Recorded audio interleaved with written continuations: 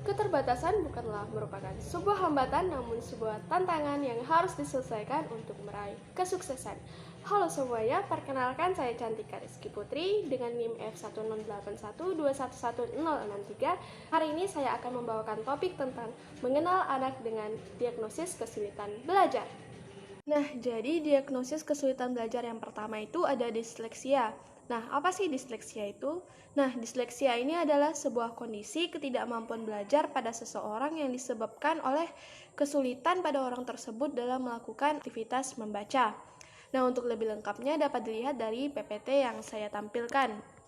Nah, biasanya pada anak disleksia ini ada 3 tanda pokok yang perlu kita amati.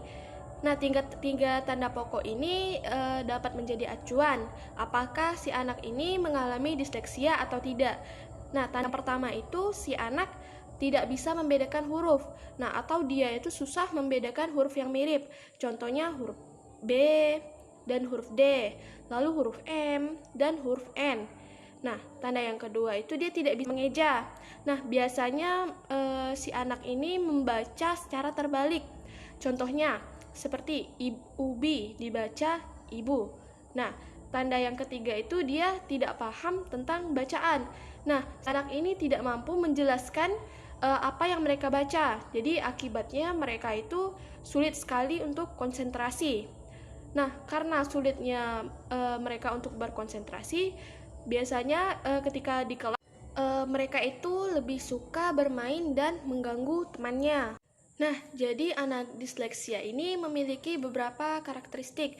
Di antaranya itu, saat mereka membaca dengan sangat lamban.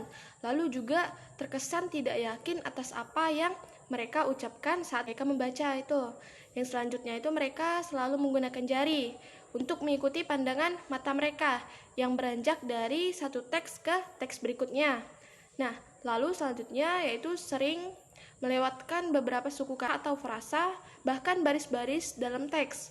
Nah, lalu mereka juga sering menambahkan kata-kata atau frasa yang tidak ada dalam teks yang dibaca. Nah, yang terakhir itu mereka juga sering membolak-balik susunan huruf atau suku kata dengan memasukkan huruf-huruf lain. Nah, jadi apa sih penyebab disleksia?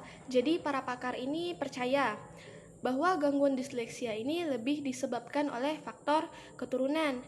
Nah, karena 23-64% orang tua mengidap disleksia ini cenderung menjadi penyebab seseorang mengalami disleksia.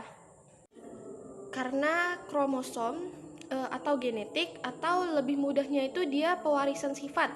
Jadi orang tua yang membawa disleksia ini nanti dapat menurunkan kelainan disleksia ini kepada si anak. Masuk ke klasifikasi anak disleksia atau penggolongan anak disleksia. Yang pertama ini adalah disleksia perifer. Nah, disleksia perifer ini dibagi menjadi 3 macam. Yang pertama itu yaitu disleksia tipe neglect. Nah, penderita tipe ini itu tidak dapat membaca atau salah membaca satu atau 2 huruf pertama sebuah kata. Contohnya, dan dibaca ban, malam menjadi alam, mulut menjadi lutut. Nah, yang kedua itu ada disleksia tipe attention. Nah, penderita disleksia tipe attention ini kesulitan untuk membaca beberapa kata secara berurutan. Nah, si penderita ini merasa huruf-huruf dalam kata tersebut berpindah-pindah dan membentuk baru. Contohnya pada kata malas dan salam dibaca menjadi malam. Tipe ketiga dari disleksia perifer yaitu disleksia tipe letter by letter. Nah, pada tipe ini itu penderita tidak dapat membaca huruf sesuai dengan fonetiknya atau bunyi yang dihasilkan oleh manusia, tetapi sesuai dengan nama huruf tersebut. Nah, disleksia tipe ini itu dapat dicontohkan dengan kata fen. Huruf V dibaca V, tetapi oleh penderita dibaca menjadi V, seperti pada penamaan huruf tersebut. Nah, tipe disleksia yang kedua itu adalah disleksia tipe sentral. Nah, di dalam disleksia tipe sentral ini terdapat 2 rute untuk mendapat membaca sebuah bacaan. Yang pertama itu non-leksikal atau non-semantik. Nah, rute ini itu bertanggung jawab terhadap pengenalan bentuk huruf dan pelafalan huruf. Jadi, di rute ini itu menyebabkan seseorang dapat membaca sebuah kata yang ada dan tidak ada dalam bahasa Indonesia dengan menggunakan pengalaman pembelajaran. Nah, yang kedua itu adalah leksikal atau semantik. Nah, di rute ini itu menyebabkan seseorang tersebut dapat membaca kata yang ada dalam bahasa Indonesia, tetapi tidak dapat membaca dengan baik kata yang tidak ada dalam bahasa Indonesia. Lalu disleksia tipe ketiga ini adalah disleksia tipe non-semantic reading. Nah, pada disleksia tipe ini itu pemahaman terhadap isi dari bacaan itu tuh sangat buruk. Jadi penderita ini tidak dapat memahami isi bacaannya, tetapi penderita ini itu masih dapat membaca kata-kata dari bacaan dengan baik. Tipe keempat dari disleksia itu adalah disleksia tipe surface. Nah, pada tipe ini itu si penderita akan membaca kata-kata yang sudah dikenal dan diketahui seakan-akan kata tersebut sulit. Nah, pada tipe kelima yaitu disleksia tipe monologikal, ini berlawanan dari disleksia tipe surface. Karena pada tipe ini itu si penderita kesulitan untuk membaca kata baru dan kata yang baru dikenal. Tipe disleksia yang terakhir itu adalah disleksia tipe deep. Nah, pada tipe ini itu si penderita ini lebih mudah membaca kata-kata yang memiliki bentuk secara nyata atau kata-kata ini tuh dapat mereka bayangkan seperti buku, rumah, pisang, gelas, kaca, dan lain-lain daripada kata-kata yang bersifat lebih abstrak seperti kejujuran, keadilan, kegembiraan, kesedihan, dan lain-lain. Nah, selanjutnya adalah terapi anak disleksia. Ada 3 jenis terapi yang dapat dijalankan oleh anak disleksia. Yang pertama itu adalah terapi integrasi sensori, di mana terapi ini berfungsi untuk memperbaiki masalah penginderaan. Nah, nanti si terapis tersebut akan membangun strategi untuk mengatasi kesulitan yang dialami oleh si anak. Misalnya, si anak terganggu dengan suara yang berisik karena pendengaran si anak itu hipersensitif. Nah, nanti akan diajarkan cara untuk mengatasi gangguan tersebut. Nah, di mana strategi atau cara itu harus bisa diaplikasikan si anak untuk kehidupannya agar melekat dan jadi bagian dirinya. Nah, terapi yang kedua itu adalah terapi ortopedagogi. Orang biasanya menyebut terapi ini itu terapi remedial atau pengulangan. Padahal di dalam terapi ini itu untuk memperbaiki kemampuan dasar belajar. Nah, nanti ada 12 sikap belajar yang perlu anak kembangkan atau si terapis ini latih. Ya, ini itu adalah konsentrasi, ketelitian, tempo kerja atau belajar, percaya diri, kemandirian, respon instruksi, respon pertanyaan, kooperatif, komunikatif, daya memori, daya juang, dan pemecahan masalah. Nah, yang ketiga itu adalah disleksia treatment. Jadi terapi ini itu dirancang dengan stimulus pada gelombang otak yang sudah disesuaikan, sehingga terapi ini sangat efektif untuk digunakan dalam mengatasi masalah disleksia tersebut. Jadi terapi ini itu diproduksi dalam bentuk audio dan dicetak dalam bentuk CD dan DVD agar si penderita itu bisa mendapatkan dan menggunakannya secara mudah.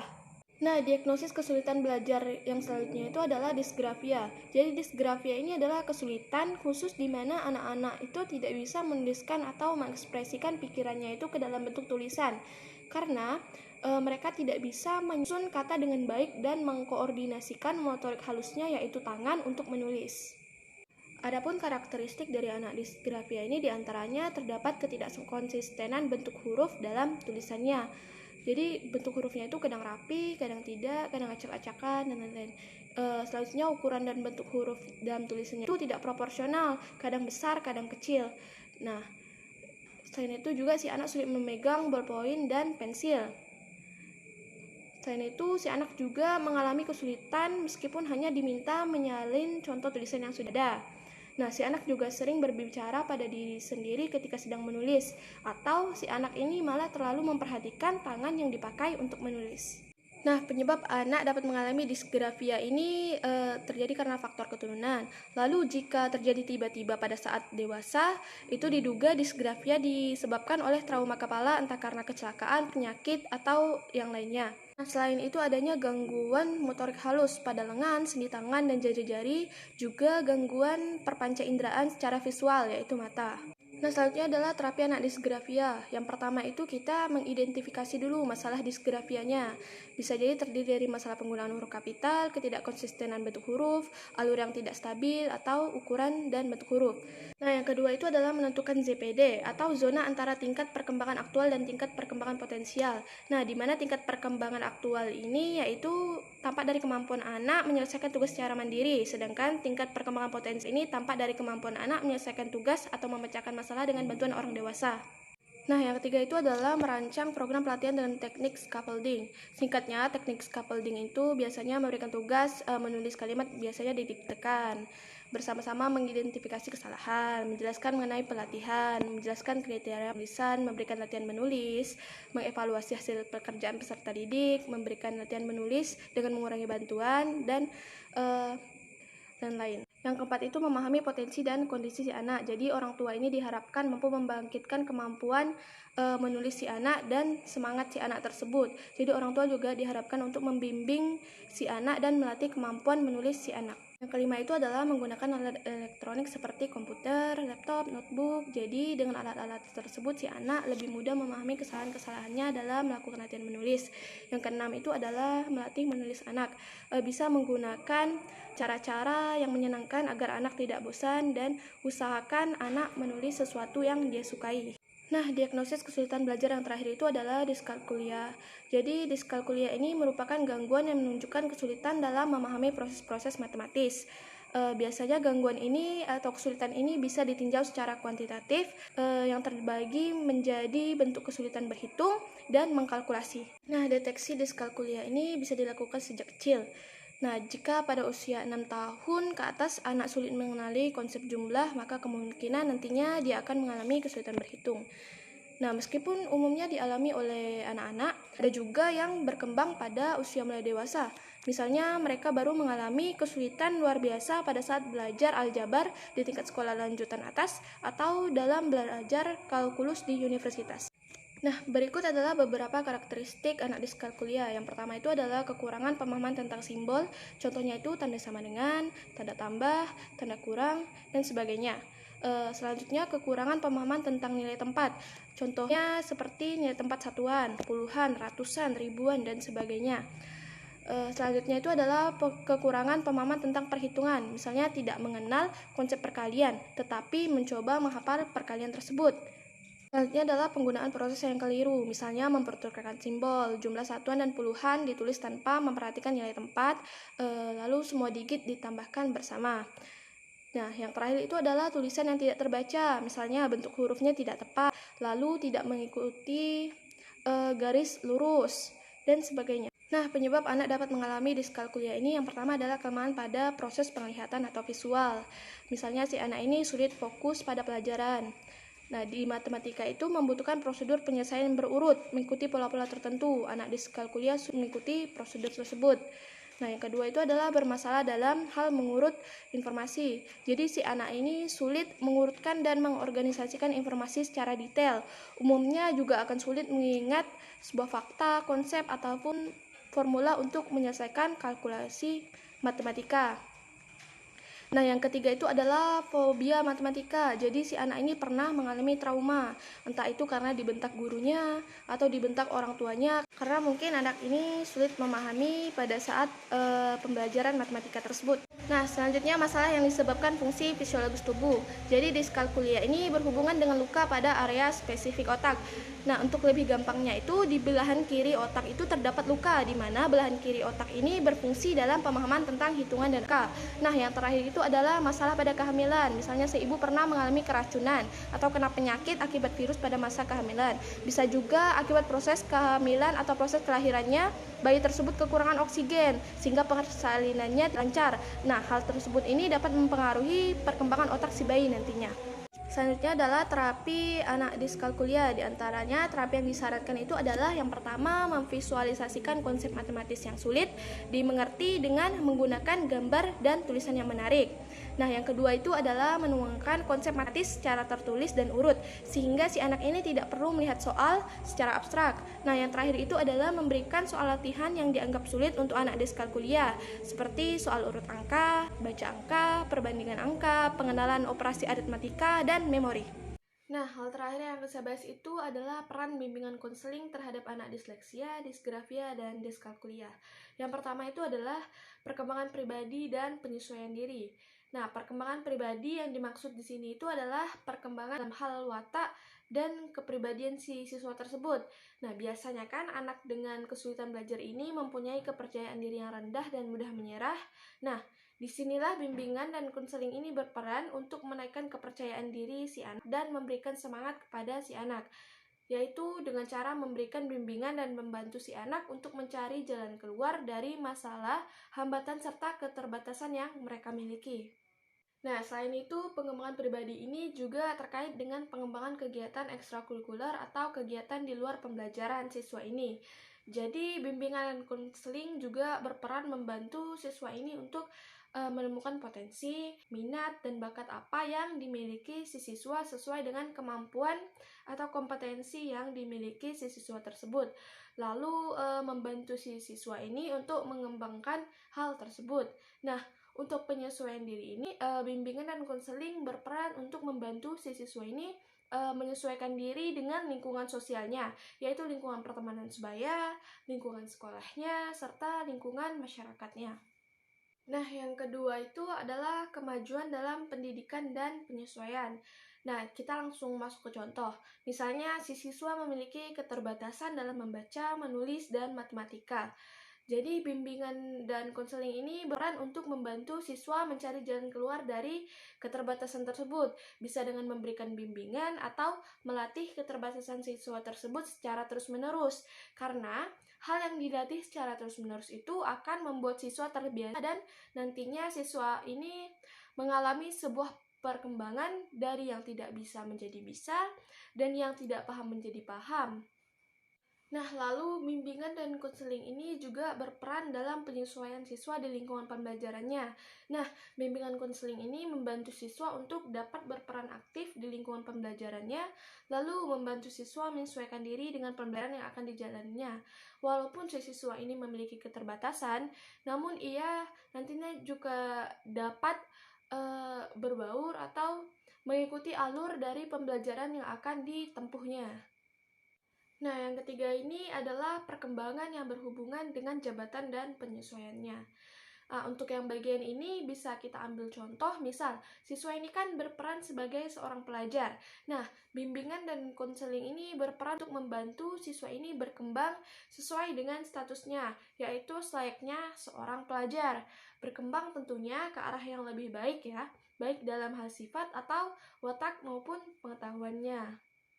Nah, contoh berkembang selayaknya seorang pelajar itu yaitu ketika siswa ini memiliki sebuah keterbatasan, ia tidak pantang menyerah untuk menjalani pembelajaran tersebut.